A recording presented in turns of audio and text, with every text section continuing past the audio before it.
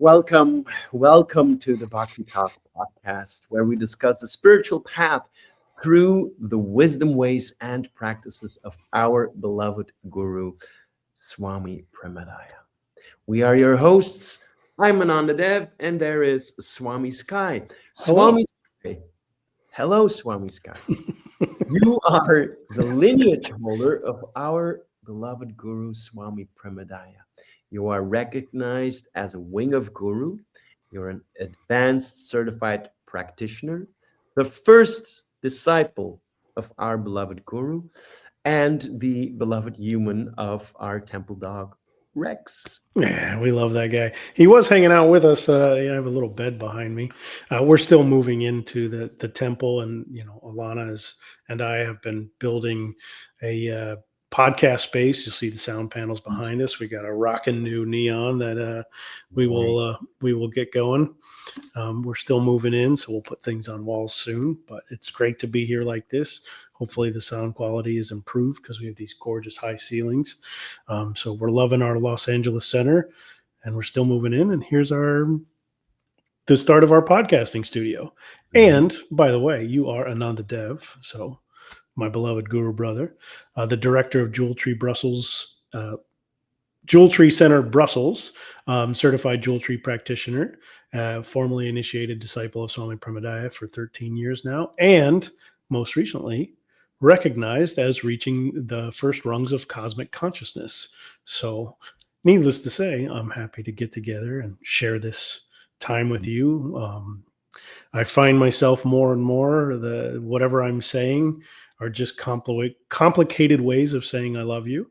Guruji gave us that teaching a long time ago that pretty much, he has such an incredible ability to simplify anything. And he said that we pretty much are only ever saying two things.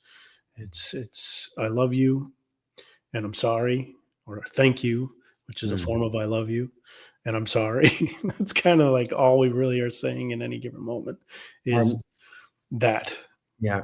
And that's actually the theme of our next podcast. Oh, yeah, that's true. So our episode 16 will be on gratitude, and we'll be talking basically about what we just said. But this episode is a continuation of the discussion from last time where we discussed how to...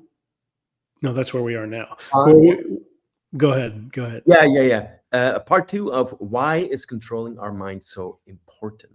Yes. And before we really begin, the Bhakti Talk Podcast is presented by Jewel Tree Center for Spiritual Growth and Guidance.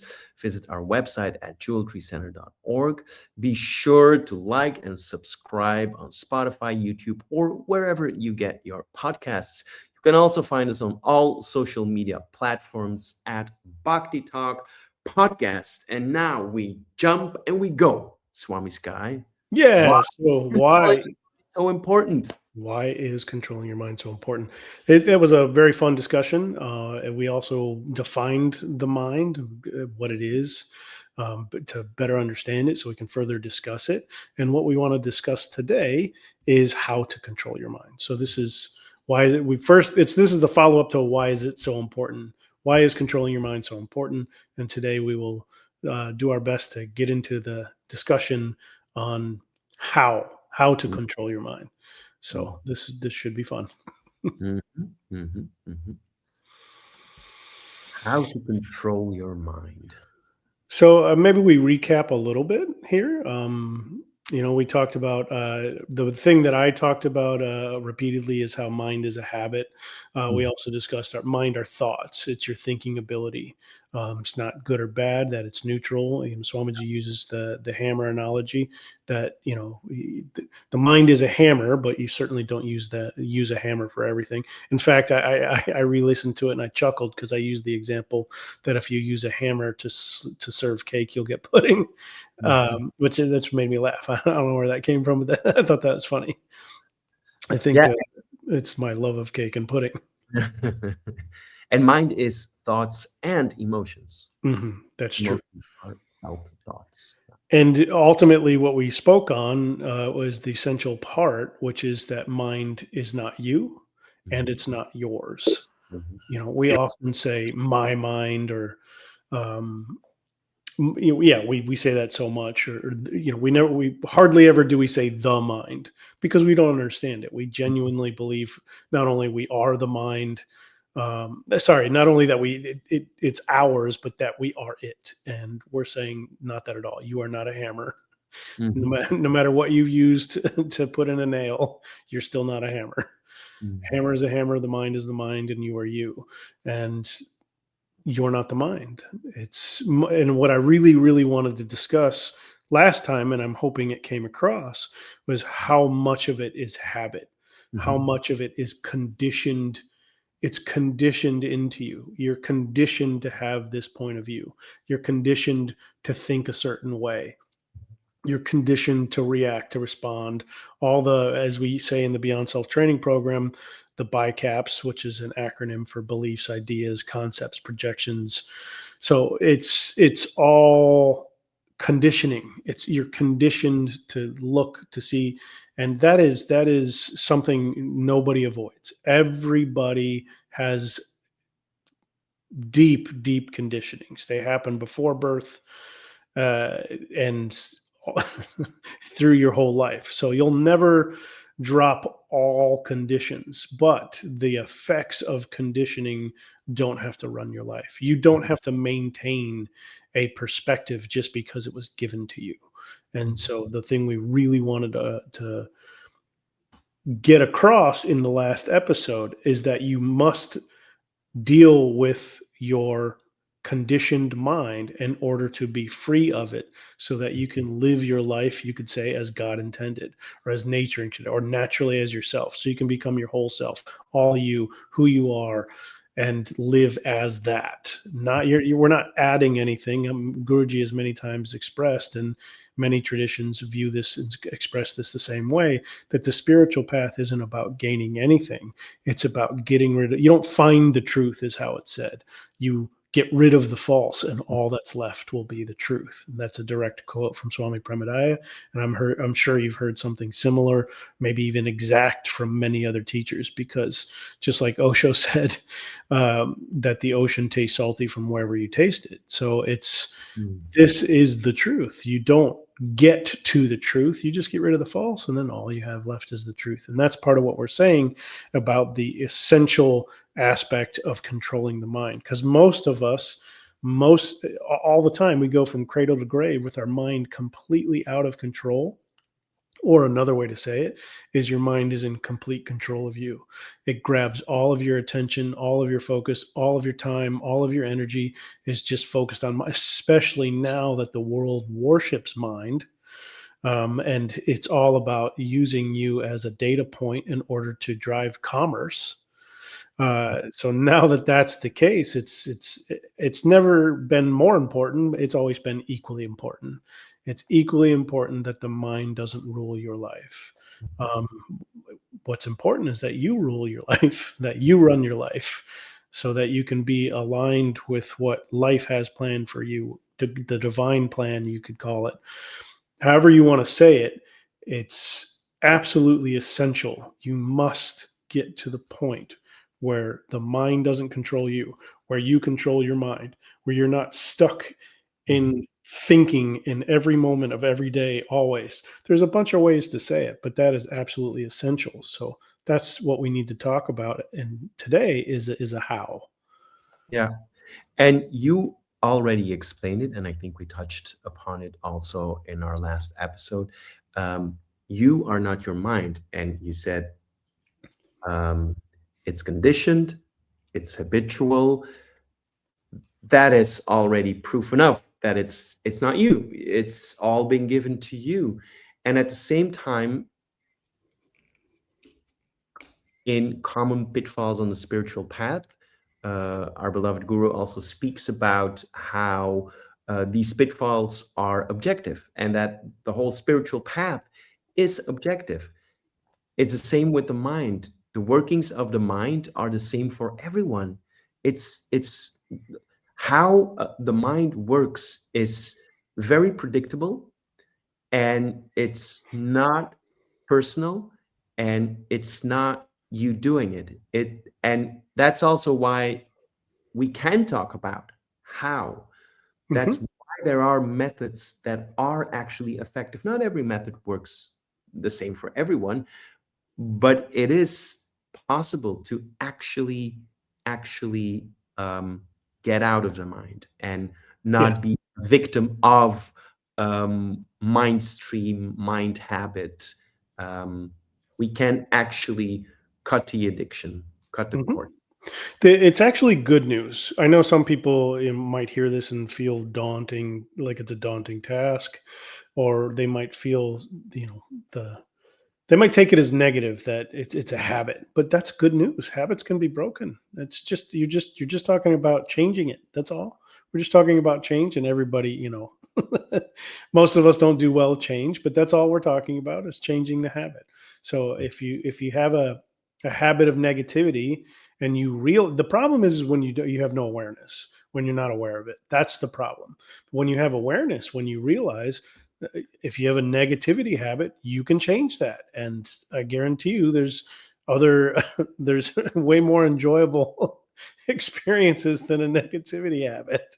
That Mhm. means it means the world is open, life is open up to you. But like you're saying, it is objective because life is only one thing. You Mhm. know, if you're tending to an engine, it doesn't matter if the engine is in an airplane or a steamship or a car or a motorcycle or it's still an engine, and we're all taking the same journey, that's life, and it all ends the same way, that's death. And how you how you move about on this journey is definitely affects the trip, Mhm.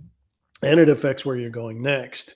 But it's objective in that sense. I mean, you could argue that, yeah, but the engine on a cruise ship is so different than an engine on, sure, but not really, not No, really. the mechanics are the same.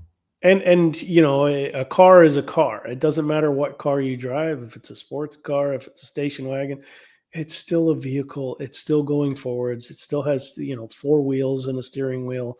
The principles are the same. It is objective in that sense. There are specific experiences that you experience, and that's specific to you, but you can observe it objectively, and that's how we can understand that.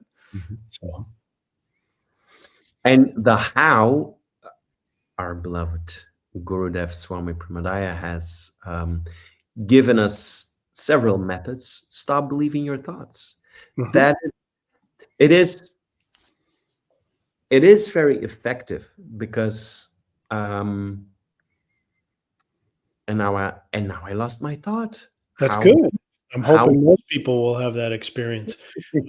But if the truth is if you're old enough, and we are, and anybody who would click on this to listen to it is old enough, you've had moments where your mind has stopped. Everybody has had, the moments that some people call it in the zone. Some people, you've had all of these moments where there's something beyond just thinking. Maybe they're only a few, but they're there. And the truth is you have them every day. Osho is so incredible at creating meditations, and one of the many meditations he created, but he would be creating a meditation on you meditate on the gap. So the one meditation is you meditate on the gap upon wakening, before once you wake, when consciousness starts, before the mind starts, and you Mm. meditate because there's a gap. As soon as you wake up, there's a gap, and then your engine runs. And for some of us who might be morning people, which is me, that engine starts and it's like ready to go, and then other people are nighttime folks, so maybe their engine's a bit slower, but there is a gap between when you're conscious and the mind engine starts running. He also had another meditation where you meditate on the gap between each breath. It's that you rest, consciousness rests there.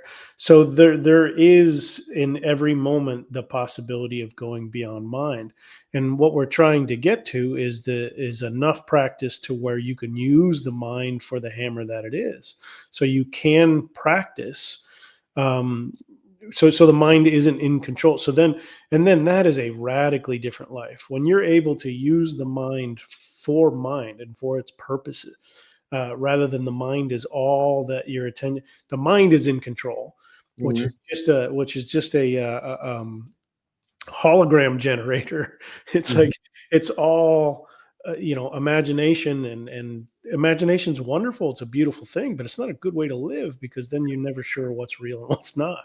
So we want people to have a taste of reality, and that doesn't come from the mind. Yeah. Yeah. And there's also nothing wrong with the mind. That's also very, No. very important to say. And there's nothing wrong with thoughts. There's nothing wrong with emotions. They're energy, they're information. But we actually have a choice. We have a choice whether we touch them, whether we do something with them, whether we fight with them or not. And it is actually very important to say there's nothing wrong with thoughts. There's nothing wrong with emotions, because that is it, I noticed myself, one of the first pitfalls, if you try to do something about it, one of the first pitfalls is that you start to condemn your thoughts, you start to condemn your emotions, you start to fight with them, you don't want them. But no, it's fine. It's just about not touching them. It's like, fine, they're there. That's also what meditation is for. When you meditate, thoughts come in, emotions come in, fine, they come and they go. And then it's also growing your ability to not touch, because we've been also conditioned and trained into every thought is important, every emotion is important, and I have to do something with them. And I or I have to fight with them, I don't want them, or I indulge them. There seem to be only two options in the world we grow up in. There are two options, like fully believe them or fully reject them. And the middle way is they're fine, just let them Yeah, be. they're not. We give them great meaning, and Guruji explained this in the video excerpt that we played last time. That the world now gives great meaning to the mind, to all thoughts, emotions, ideas. And we really worship mind as if it's some great meaning. It's just like we said. It's just a tool. It's just one of the beautiful teachings from Swami Premodaya is that there are no parts of you. So I don't want to speak about it as if there are parts of you. This is how he's said it many times. I've heard him say it many times, which is there are no parts of you. There's just you. Well, Mhm. there's just you includes the mind, but the mind is not all there is. It's not even the biggest part of you. It's actually a quite small aspect of the infinite being that you are. And because we worship materialism and we turned mind into something material, and we put it on a pedestal as if the mind is the greatest thing there is, then you're missing all that heavenly glory beyond the mind. There's so much more. The mind is just a little spot, a little aspect of that engine that is, your life. It's Mhm. just something you can use. So how the question then is how? And at Mhm. this point, I really want to bring Alana into this conversation. She's our producer who's helping us now with the podcast, and now it's way easier. So thank you to Alana. She's her support is invaluable. We appreciate it, and she was part of the end of the conversation last time. So I'd really like to bring her in and continue this conversation with the three of us, because this is the most important part. Oh, Hi. hi. High and by. Mhm. Welcome. Thanks for being with us, both behind the scenes and for the times that you jump on camera. So we want to talk about how to control the mind, and I have to at least put out there the absolute truth of it, that I would not know how to talk about this without bringing up the another D word that is scary in this modern time. But we've talked a little bit about it in previous podcasts, but I don't see how we talk about controlling the mind without the word discipline.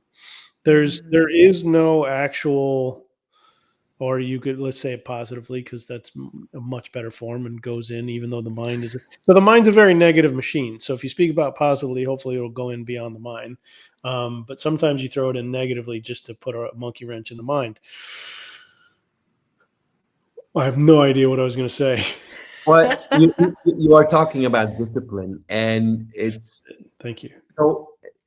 as children, we are being disciplined in many ways, but one way how we learn is like, don't touch that hot stove.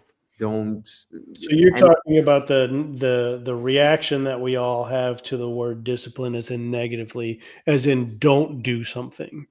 yeah, So that is an aspect of how everybody hears the word. So it's good to at least identify that. So you're helping by giving the definition on the reaction everybody has to the word discipline. mm. And also like, don't touch the stove. It's very loving.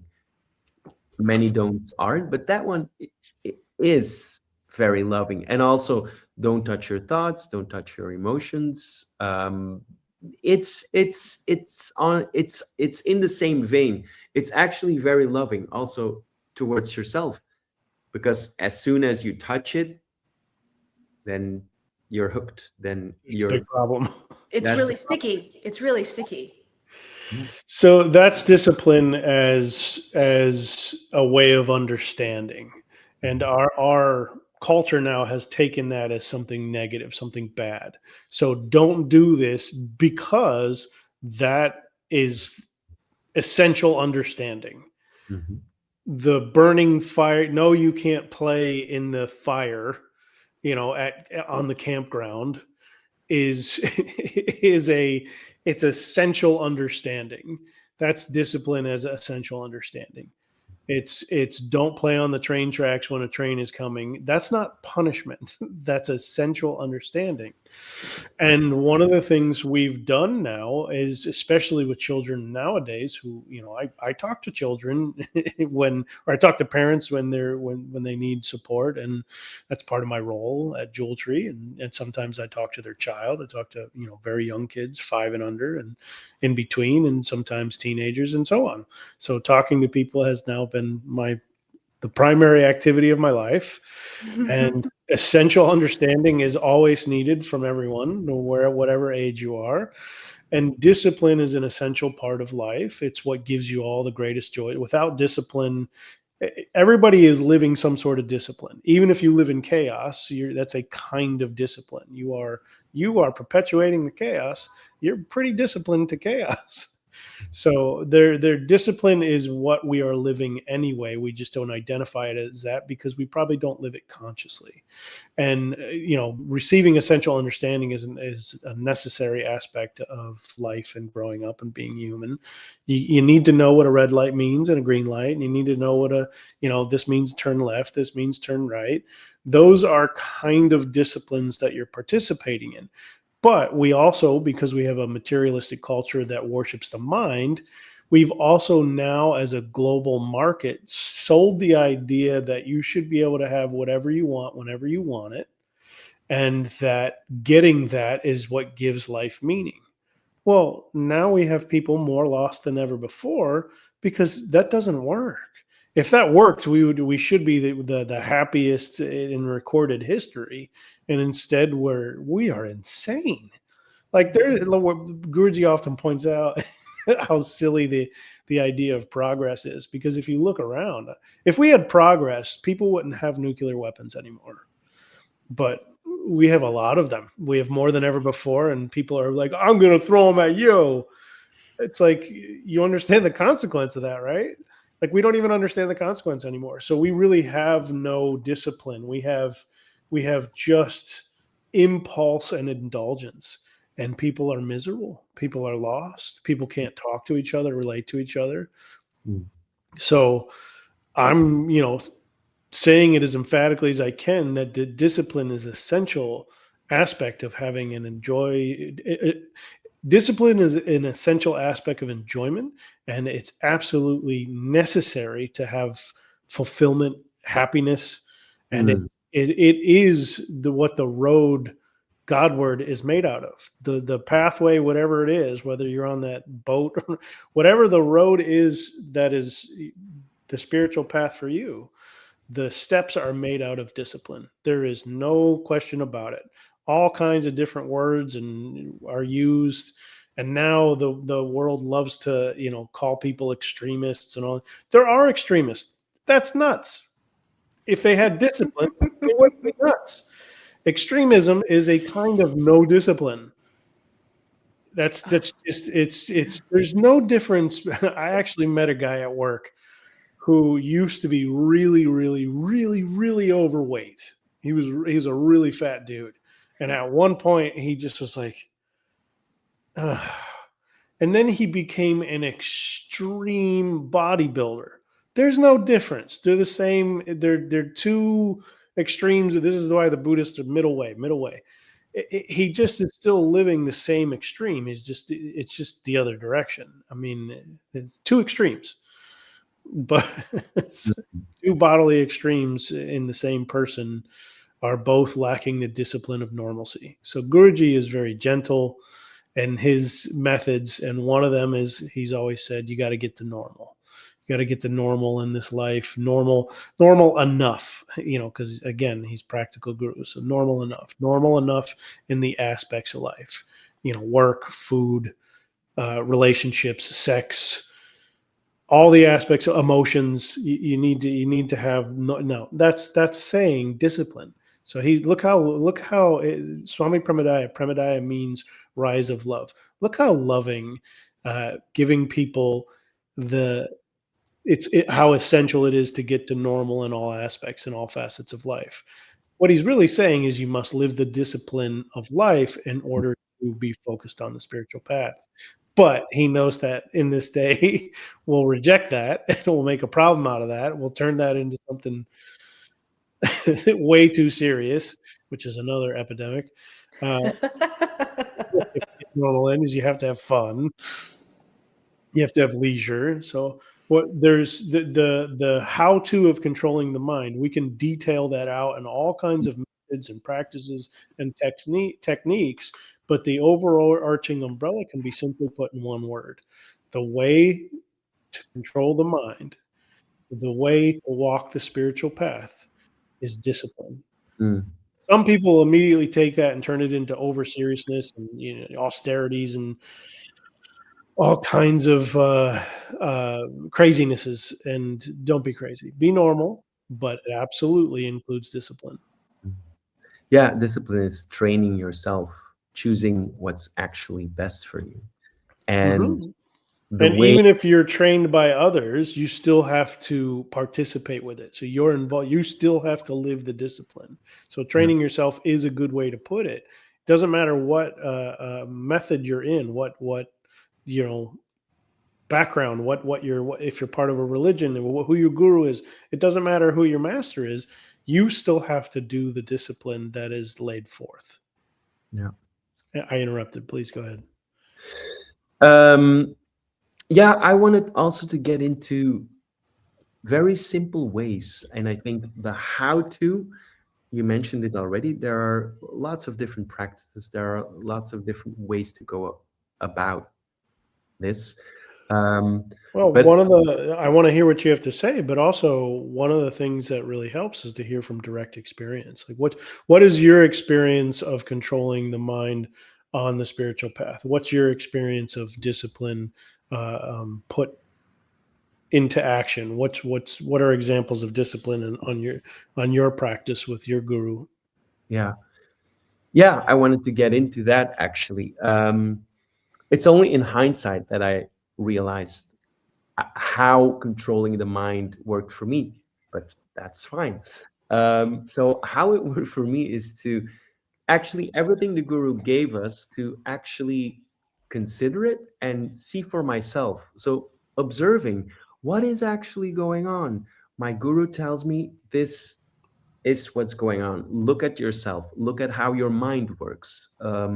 Look at thoughts. Look at emotions. Actually observe. Actually look and see what happens for yourself. And that is the first step. Always. So observe. So again, I think the simplest form is in how I hear what you're saying is one, whatever path you're on, participate fully in that path. Yeah. So, if you have a guru, it's you go to everything you possibly can with that guru. You read all the things, if you're a Christian, you should read the Bible. You should be going to church. You participate in what the offerings are. If there's a study group, you go to the study, whatever that path is, whatever that is offering, if it's right for you, then you participate in. And one of the things you're saying is also essential. It's a objective for everybody, that it always includes awareness, growing your awareness of. So first, my guru said, do this, and then grow your awareness on this. And that's what I did. So one of the things you're saying Swami Premodaya gave you was to actually observe how your mind operates and become aware of that directly. Instead of being carried away in every moment by a thought, by your mind, you don't give away your awareness, even if that's what's happening every moment. Your attention's just going wherever, but you observe how it's happening so that you can become aware in it rather than just carried away by it. So, and that's part of the presence of, the guru in your life. That's part of the presence of going to the practice of whatever it is. It's like, if your temple has chanting at this hour, go, because that's when the lights are turned on. That's when the awareness activates. It's like you go to the Zazen practice because that's when you will observe how your mind operates. That's the gifts of whatever the path is. That's the gift of that way. When you practice it, when you participate, when you do what is in that tradition, that's when the awarenesses happen. That's when they unfold. And the going itself is also already controlling your mind. It is also already disciplining your mind. Doing the discipline itself is already choosing what you know is better. It is already training yourself out of your conditioning, out of your habits, out of your thoughts, basically. Because your thoughts will say, well, yeah, your thoughts say many things, but they will definitely tell you, like, I would actually rather, that's already a thought. So if you succeed one time, that gives you information. It's like, wow, I did it and it was great. And the next time the mind will do the same thing. It's like, yeah, it was great, Guruji gave us a great handout from Adi Da when, especially because on any path, especially the guru disciple relationship, one of the things that happens is things come up. So all of a sudden you're aware of resistance. You become aware of how your mind operates every second. And you're kind of like, oh man, like it doesn't feel good at all. Like something good has happened. You just became aware of like in every moment that your mind has your attention and is, pulling you all over the place, and you're having all reactivity and reaction. And in that handout that Swami Premodaya gave us, it was so beautiful how it's like, to summarize it in my version, was basically, doesn't matter. You just go to the temple. You just go to satsang. Whatever is going on, whatever comes up, and like you're saying, we all have that. I don't wanna, or when something's coming up, we think something bad has happened. It's like, we don't want to be as seen, or we want some version of hiding. But when you show up again and again and again, you go, and this is seen all over. This is what a job is. So you think you want to go to work on Monday? No, of course not. That's why we're closed on Monday. But you think, you know what I mean? It's like that's why it's called work. That's what going to the gym is. That's what doing the dishes, making your bed. Yeah. Yes. One of the teachings I remember of Guruji's was make your bed every day. Yeah. And you want God? You want God? Make your bed. And there's been times when he's told people who really struggle with having normalcy in the workplace, and who, are well into adulthood without stable work. And he said, if you want God, you need a job. You live in Los Angeles, you need a car. How are you going to tend to your spiritual life when you're not sure how you're going to pay the rent? So these things are disciplines. It's like you tend not to put roller skates on to climb a flight of stairs. That's a kind of discipline. But I want to wear my roller skates. Well, we're going up 6 flights of stairs. You take them off. That's literally, but my mind says I can. I did it before. Yeah. You're already living the discipline. You're just not living it in awareness. And it's not the discipline that's Godward. And Godward, I use all different terms because I think they reach people differently. They certainly work for me differently, which is Godward, or what's natural, or what's right for you, what's good for you, what's towards the divine reality, universal, cosmic consciousness, any of those things. It's easier to tune into. We were saying this the other day at Satsang Fellowship.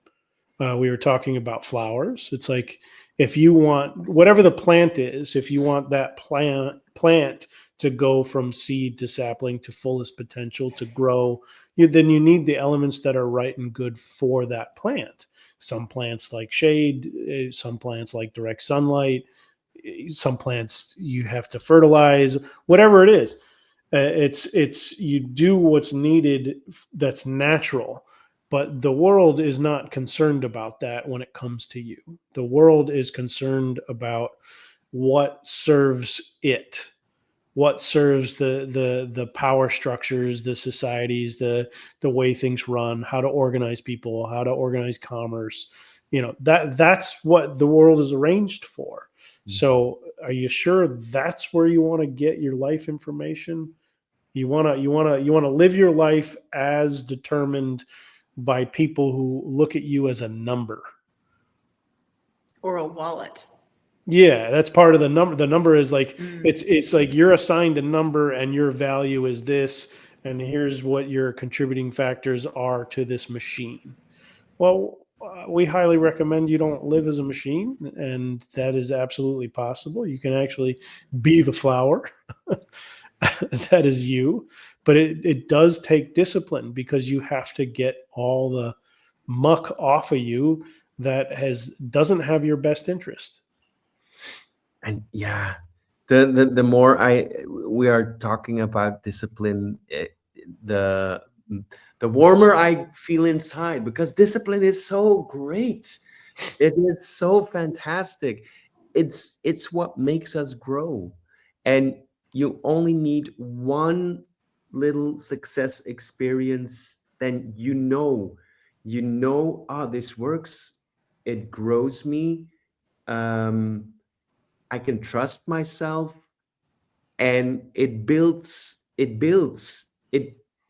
muscle. When you're into muscle building, then it literally builds muscle, but it also builds your spiritual muscle to actually, and when we talk about how to control your thoughts, only one experience of success, like, hey, I successfully not touched this thought, or didn't dwell on this emotion, then hey, I am capable. I am actually able to not be a victim to my mind all the time. And so, sorry, go ahead. No, go ahead.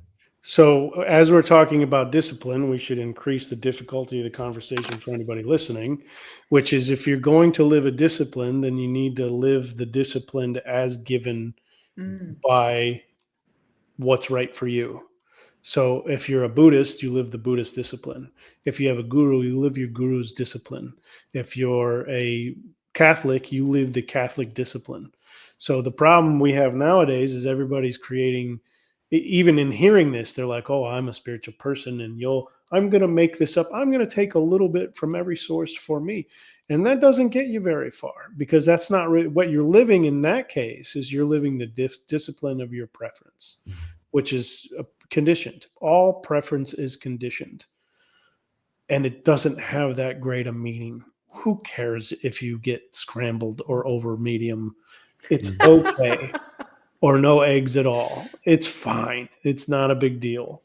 And everybody would prefer to eat when they're hungry. And that's the ultimate. That's fine. That's called normal. But we really make a big deal out of living our own way. And that hasn't worked. That's part of the confusion of the entire world. And of course, everybody has the first initial mind reaction response. But what if it's a bad discipline, or I get, well, use your discernment. Nobody's saying don't be silly, or nobody's saying be silly. Nobody's saying chuck out your discernment or your critical faculties. We're absolutely saying use all those things. But when you find what's right for you, you really live that. And if you sample what you like from all paths, you're just going to be a mosaic of confusion, and it's not going to take you very far. You'll have some nice affirmations and you might feel good from time to time, but ultimately you're living the discipline of your preference. And that doesn't take you very far. The ultimate, the guru is many things. And I love, of all the versions that I've heard Swamiji say, and, it's been 22 years that I've been with him. And the guru is a tailor, and everything's tailor made for you. The guru is a garbage man, takes out the garbage. So the guru, all these different things that the guru is, but ultimately the guru is a confrontation of your unawareness and your conditioned unreality or the conditioned you. So ultimately the guru is a light. Yeah, but they're a light that shines on the false so that it can be removed. So what remains is the truth. It's just like we were saying earlier. Well, that's a tough job. It's an awful job. If anybody who wants to be a guru truly doesn't understand what the guru is. Because the guru is the person who goes into Chernobyl and fixes the toxic waste so it's not poisoning the land. It's a brutal, hard job. And all I'm saying is the discipline that you need to live to. So how do you control the mind? It's with discipline. How do you control the mind? But it's discipline on the path that's right for you. And it's really living that path all the way until there is no more path and you're walking naturally as you. But you can't get there by thinking through it. How do you get beyond the mind by thinking? You can't. You actually need a doorway. You actually need a gate. We had a beautiful way it was described from our beloved guru brother the other day. It's like a clear, clean window. You actually do need a window into reality. You do need a mirror that reflects back to you the conditioned mind that's running and monkey minding, pulling your attention. You actually do need to see the ways that the discipline we are living is discipline to material worship, discipline to caring to what others think, discipline to, serving society rather than knowing yourself. And so you need that light and that reflection to see that. You need that confrontation. And then ultimately, if you really want to go beyond the mind, if you really want to be free of the mind, there are many, many techniques, and they do really work, but not everything works for everyone. And one of the biggest mistakes we make is we selectively pick from all the different fields, and then we never live the discipline all the way with what works. So how do you control the mind? Discipline. How do you control the mind? By being persistent in that discipline for however long it takes, and you always keep going forward. Because that in itself is a kind of discipline. Persistence is a discipline on the path that is right for you. One of the metaphors that Guruji has used is that of an Olympic athlete. Like, why we assume that going to God is somehow less rigorous than becoming the most fantastic, capable athlete in a particular field. It's far more apt than not. And so so it's like the discipline of a sprinter eating cleanly, practicing when they practice, running when they don't feel like running. Like, it was a really helpful thing. Oh, that's true. We're doing something that's really hard, and having the discipline and doing things that aren't your preference, or at least really examining the preferences that I do have. Being like, oh, those are just preferences. Those actually don't serve. It helps me like, oh, that's right. So the opportunity of discipline is freedom from these habits that aren't that meaningful at the end of the day. Yeah, and doing what your coach, in the example of Olympian, doing what your coach tells you to do. The Guruji has mentioned many times, like, you need outside objective help, because on your own, it's all just subjective, and we do whatever we like. We think this might work, this will work, and we're just continuing living in la la land.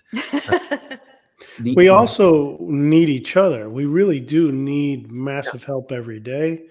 I can't remember the first time I heard that, because I'm somebody who has tried to go through a lot of life on my own, I'll get through it.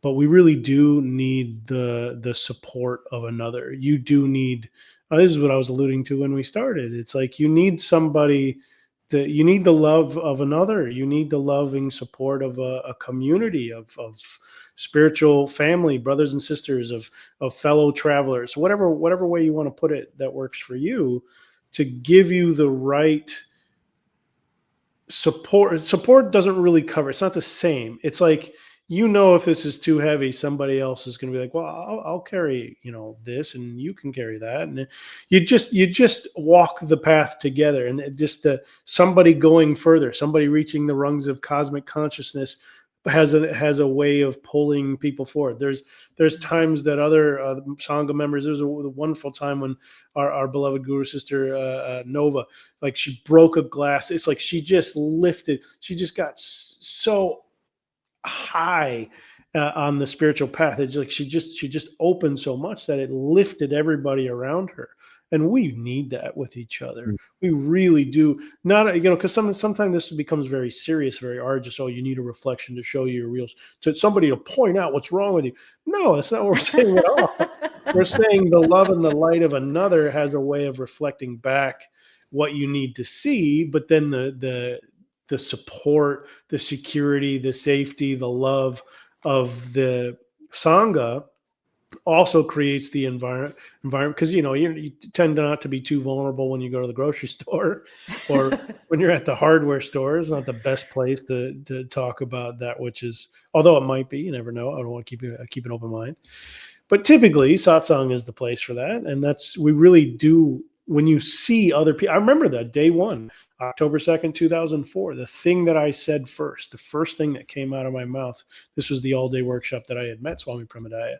I remember going up and sitting, because Swamiji would sit up front and we would all, be in an audience, and he would, you can come up and sit next to him. And I just remember looking out and I said, wow, other people. Like, I couldn't believe that the spiritual path is real. Couldn't believe that there were spiritual teachers and gurus, like for real, not something in books, like real. And then there's really a spiritual community. There's actual seekers. It's like, oh, other people. And when that happens, it just changes everything. It just changed everything. So it's all part of the practice. It's all essential on the practice. Or in the practice. Yeah, it is really great to have a Sangha, to be in a Sangha. And when you mentioned breaking the glass ceiling, whenever that happens for a person, there's so much in that. You feel uplifted, you feel the demand, you feel, hey, this is possible. So this is possible for me too. So what are the things I can actually grow, so I can also ride the same wave? And that has always, whenever that happened, that for everyone in the Sangha, that has always been a push and a lift and encouragement and fuel in the engine. Like, okay, this is possible. Let's go. So one of the easiest disciplines that I know of is Guru Bhakti Yoga. And that is the practice of our beloved guru, Swami Premodaya. We are on a Guru Bhakti Yoga path. Now, he also teaches knowledge path, but this is a Guru Bhakti Yoga path. So for anybody who might be listening that doesn't know what that is, simply put, if you are a Christian and you love Jesus all the way, Jesus is absolutely a guru, so no question. And he also taught Guru Bhakti Yoga. It just wasn't in those exact words. What do you think the Sacred Heart of Christ really means? It means Guru Bhakti Yoga. It means if you love Jesus all the way, and if you just follow the way of Christ, then that's the easy road. You don't have to worry about anything else. You just love all the way, and then it's taken care of. The love for your master takes you all the way. That's the discipline.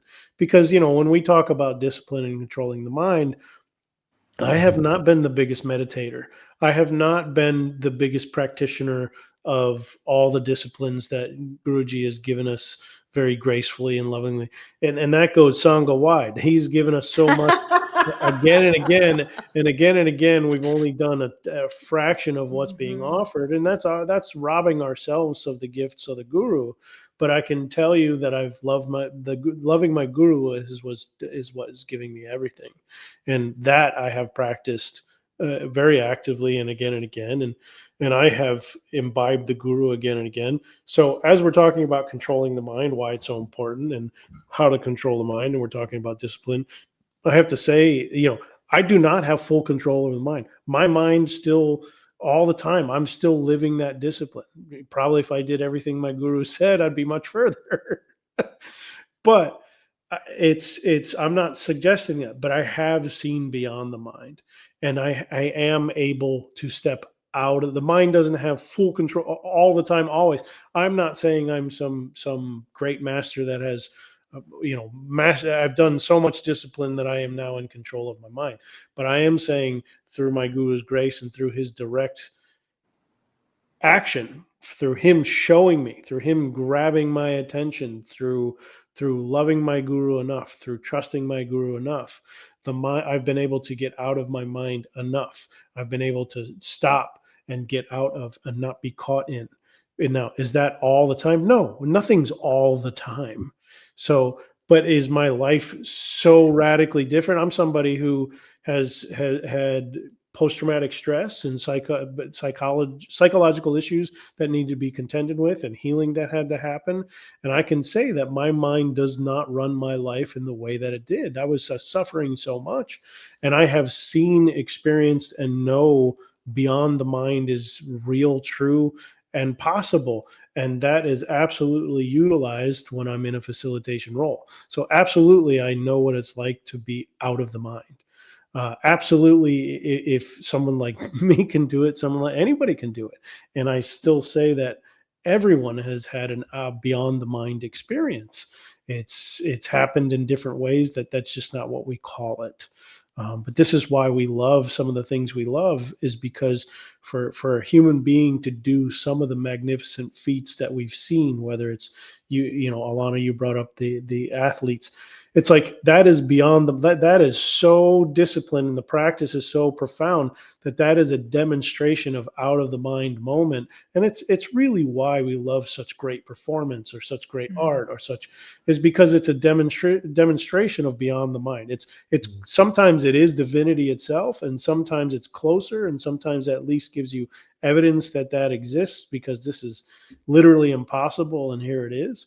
So even though, I'm not saying something, I'm not suggesting or making some sort of claims. That's not what we're doing. But I am saying we've seen enough, have enough experience to know, and Ananda Dev, you can testify this, and a lot of you have your own experiences where the reality of the mind being a tool, the mind being a hammer, the mind being an aspect of life instead of all of life, that has been tasted, known, experienced, lived through the disciplines that we've been given, the practices we've been given, through the work we've done ourselves, through Guru's grace, all of these different ways, that we're actually saying 100% it is absolutely possible for you to understand the mind and to discipline the mind and to live beyond the mind, where the mind isn't controlling every moment of every aspect of your life.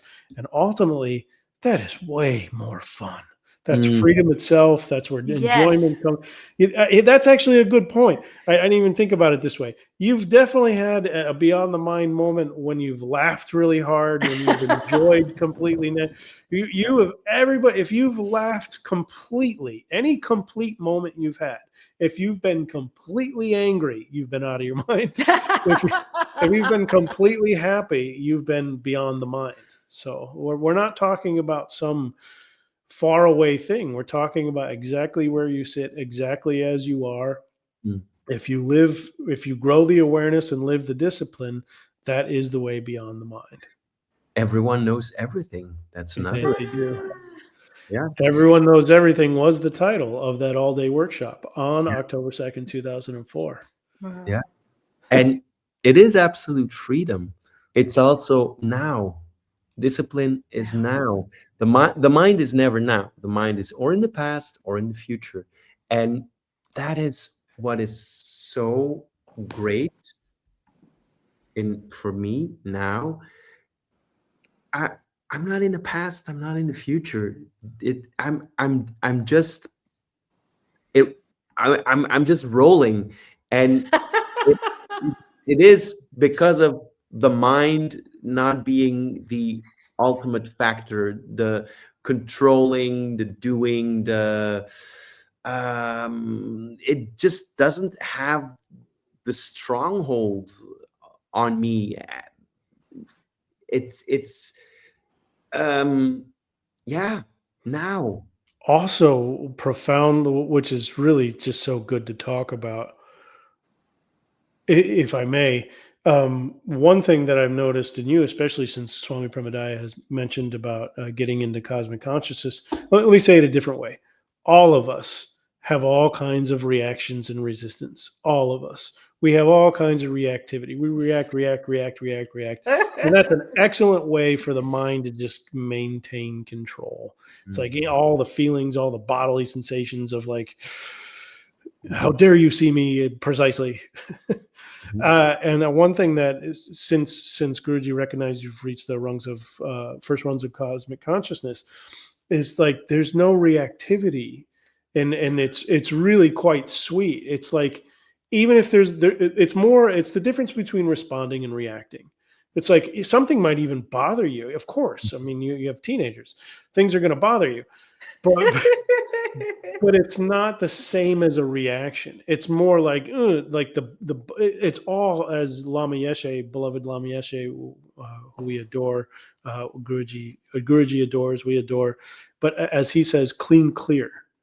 It's just clean, clear. It's if there's a response there to whatever's going on, it's clean. It's not some complicated thought, feeling, twist and turn of complexities. It's just like it's just a response to this. It's not the same as a reaction, and that is a beautiful example of beyond the mind. And it's really another example of the inspiration to a sangha, because when you really experience somebody who doesn't have that reactivity anymore that we're all stuck in, it's really, that's part of what we're talking about. Like when you have your fellow travelers and it's like they've figured out this deck, so we can go to a better deck. Let's move up a level. Because it's so seeable. It's so seeable, the lack of reactivity. And then that helps me see, oh, my response to this is reactivity, and I'm getting pulled into the past. I'm getting pulled into some emotional state. And now, because of seeing what not reacting looks like, I'm able to see it in myself much more clearly. And then I can have a little space and see, oh, that's a reaction. Do I want to have my attention captured by that, or do I just, at this point, I just watch it like, oh, that's some reactivity right there. And that's an example of living the discipline. So what do we say? First it goes on, you have no idea about it. Right. And then you get to a point where you can actually be aware. Once you become aware, then you can do something about it. The doing something about it is the discipline. And this is what it's like to live a path with a guru. It's literally, this whole process is laid out because Sangha is part of Guru. This meeting and satsang, that's an aspect of the Guru function that's relating to the Guru and satsang. And then, so all of this is happening within the same practice, within the same discipline. And so the discipline then becomes not living that out. You live that out enough, there's a time where you're free of it. And it's literally that simple. It's not some esoteric, it is everyone knows everything. It is very simple. It is all available to be seen, and you can do different. You can get out of the habits. We all have them. It's not our fault. We all get our conditioning. Once you don't take it, one, the mind isn't yours, and two, how the conditions that are put there aren't personal. It's just what was put in your village with your people that you were born to. That's all. So it makes all of this a much smaller pile. It's like, it's relax. And also the bhakti, the growing of bhakti, what you just mentioned, Swami Sky, of course, you're going to be immersed in guru. You're going to be immersed in love. That takes care of so many things. While you were speaking, I just realized I have reactivity. Yes, of course, emotions, thoughts, that's reactivity. And for those who don't know, well, we mentioned it in the beginning. I live in Brussels. All the jewel tree events and gatherings are oftentimes for Shamari, my beloved wife and beloved Sangha sister. For us, it's oftentimes just in the middle of the night, all nights, like all different hours. There's no rhythm anymore to our sleep pattern. And I've been doing it for a while, but because it has been going on for a while. And then at first I realized like, so sleep isn't that fixed. Actually, I can get up in the middle of the night and then I can go to bed again. Okay, yeah, that's interesting. But the thing is, that's interesting. That's a clue. The thing was always that I would always have explanations and stories around it. And now I know what is sleep and not sleep. Oh yeah, I know what this is about. And I'm just like, I don't have any ideas about it. It just doesn't matter. It's just fluff. With a lot of things. It's just like, it's just ideas. Who cares? I'm just doing the discipline. I show up, I'm there. I sleep, I don't sleep. It all doesn't matter. It's all just... Yeah, that's been radically profound to watch in you, because many of us haven't had to experience it, which is the discipline has just come to it if there's an event with my guru, I'm going to do everything I can to be there. And I make almost everything. It's fair to say for years now, you've made everything. The once in a while that you miss something, and sometimes you just can't, work or whatever. But for you, that's meant, it might, like you said, it might be in the middle of the night, it might be through the whole night, it might be till the morning, because sometimes we start 2 p.m., which is 11 p.m. for you. And then if that's an all-day workshop, you're going from 11 p.m. plus 7 hours. So it'll go through the whole night. That might be a Sunday, and then you got to get up and go to work. So one of the deep conditionings we have are what a human being is and what the needs of that human being are. We don't even come close to thinking, everybody thinks that everyone needs, well, nowadays 10 hours of sleep, but 8 hours of sleep. You need to, eat all your food. How long there's been food groups? It's been a few years. Most of life, the food group is whatever you found that day. That was your food group. So all of this is deeply conditioned, and you've had a radical discipline to seeing through those conditions. Another word for that is limitation. And so now you're living beyond the ideas of a human structure. We're not suggesting a human being doesn't have needs. We're just not suggesting that those needs are defined by a government entity as approved by the FDA. No, that's not what, we went a long time without a government regulating your human needs. People used to just go, I'm tired, so they slept. And when they were hungry, they would eat. And now it's nuts. We eat when we're not hungry, and we sleep all the time. So it's a beautiful demonstration of a very simple way that you've been living the discipline and the profound results of that. I mean, it opened up a whole wave, and I mean, everything's fine. It's like, your fingernails didn't fall off, and just because your sleep schedule is I don't know why I did the other one out of frame. Your sleep schedule is not at all what would be recognized by textbooks, and everything's fine. Yeah. And you lived the discipline. It was demonstrated to you that your spiritual path is the most important thing to you. That was directly demonstrated. And look what's happened. You've changed radically, and you have your own co-hosting podcast. Yeah. Discipline builds stamina. Clearly, also, life is other people. I just recently became aware of that. Like, oh wow, it directly came from the guru. Life is other people, and I mentioned it before to you, Swami Sky. Last year, for instance, all of a sudden, my life was 100 to 150 people every week. Now it increased. It's 200 to 250, and I would have never I couldn't imagine that would be possible for me to see so many people, especially so many kids and also other people, but on a weekly basis. And it's of course, it's all possible. It's all, like you said, limitations. We have so many limited ideas about life, about ourselves, about what should be, about what's possible, what's not possible. It's all just mind, and it's mind. And so to kind of recap this episode, you can actually live beyond the mind. It is the way to freedom. Discipline is the way to do that. And the thing we recommend first and foremost is you become aware of the disciplines you're already living, and that anywhere that those disciplines are out of whack, if you're living in chaos, or if you have financial hardship, we recommend getting to normal in the ways of life. That is, make your bed every day, do the laundry when it needs to be done. And of course, there are times when we're not saying become a rigid disciplinarian. We're saying get to normal in the aspects of life, in the major aspects of life. And everybody knows what those are. And everybody also knows, if you're self-honest, and honesty is the best spiritual policy. Another recording entitled from Swami Premodaya. Honesty is the best spiritual policy.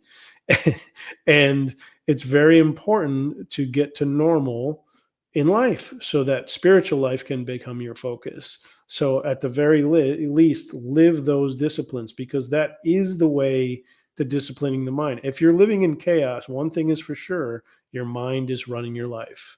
There's no question. And there's lots of ways and lots of help with it, whether you need therapeutic help, whether you need the aspects, Jewel Tree has a ton of offerings between satsang with Swami Premodaya, satsang fellowship, spiritual growth seminars, one-to-one personal sessions. So if you need help with an aspect of getting to normal, get it. That's part of getting to normal. So that's part of living the discipline, and then find what is right for you. Chances are, if you're listening this far into this podcast, you already know what spiritual path has right for you and has proven to be good. What you're actually, this is the path for me. Well, live that discipline. Do what the guru says. Live what is being put forward. If you're a Buddhist and they have meditation on Wednesdays and Sundays, go to those. Don't go to one once a month. Go actually live the path that is right for you, because that will give you everything. So hopefully this has been a fun and enjoyable podcast to listen to. It's certainly been a thrill for me to be with you. I love you both very much. To meet and talk about the spiritual path, to meet and relate and about our beloved Guru Swami Premodaya is a tremendous privilege. I feel so lucky and blessed every time. I've got, Rex hanging out just behind me in the bed. I just feel like a completely lucky and blessed fella who is living a very privileged life to be able to talk. Ultimately, what we talked about again today is bhakti. That will take you out of the mind if you love enough. Maybe we'll have that conversation soon too, about how if you just love, that will be if you live the discipline of love, that will absolutely take you beyond the mind. And it's the easy road.